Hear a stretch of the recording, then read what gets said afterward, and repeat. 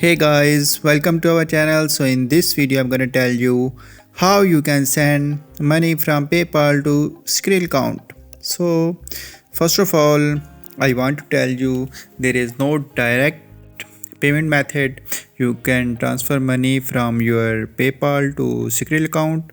So what you need to do, just you have to add your personal bank account or other payment method, and just you need to send money to your relevant bank account.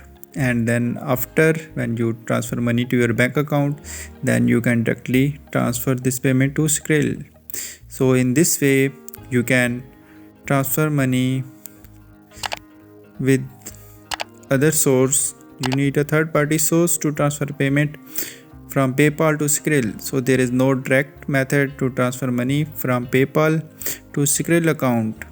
So simply, how you have understood this?